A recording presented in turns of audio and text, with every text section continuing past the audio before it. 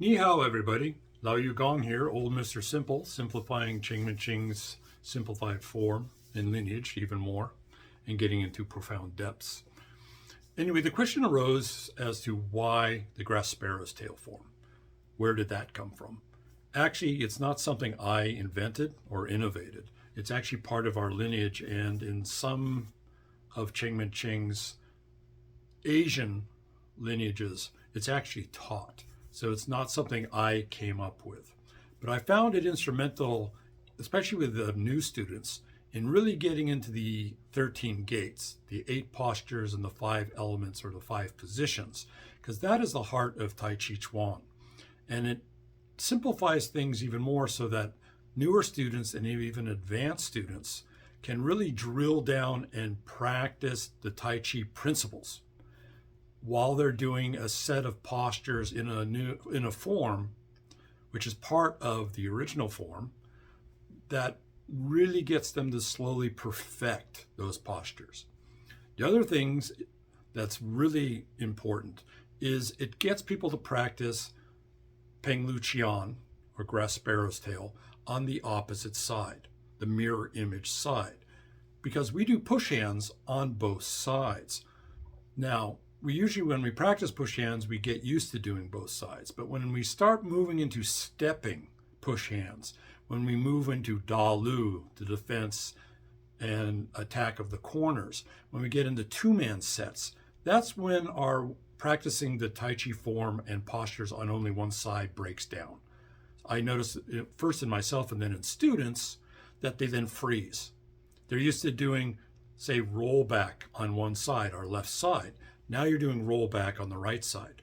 We're used to doing press or double push on one side. Now we have to do it on the opposite side.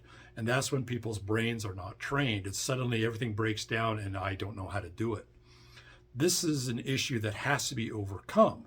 Therefore, we have to find a way of practicing symmetry when we practice the Tai Chi form.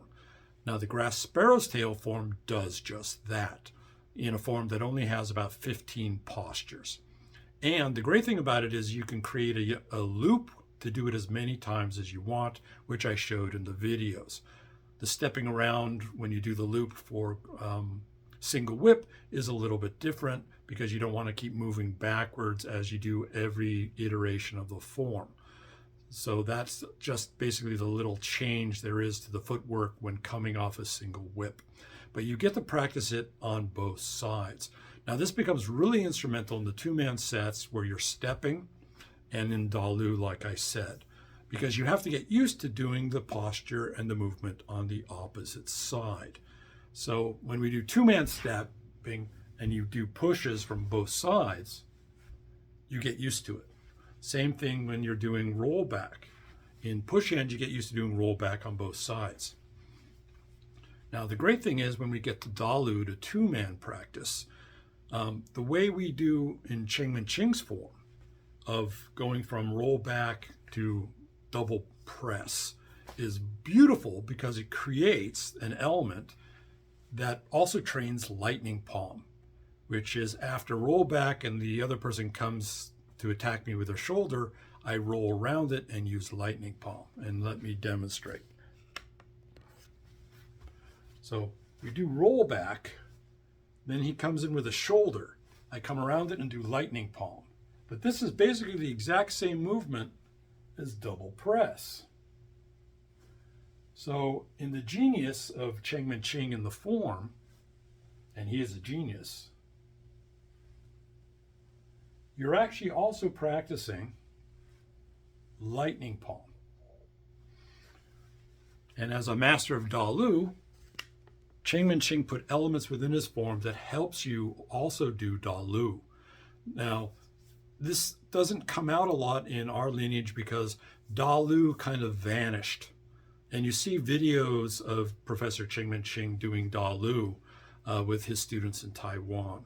But when he came to the United States, something happened and Da Lu really didn't get passed on to every single student. So practicing the grass sparrow's tail form helps you perfect the postures on both sides so that when it comes time to doing things like two-man sets and Da Lu, you don't have the brain freeze that we usually get if we're only practicing one side. Plus, you can really drill down and practice with this simplified 15 posture form, the very heart of the Tai Chi Chuan. So you get the 13 postures, and with the Tai Chi principles, you get to perfect them over and over and over and over again.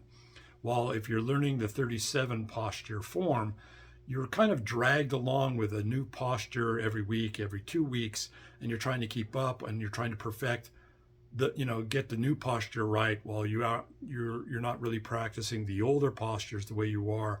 So we're not really getting to perfecting the postures like Cheng Ching was doing when he was learning under Yang Cheng Fu. So that's why I think the grass sparrow's tail posture, the form, is so instrumental. So I'm hoping you'll play with it.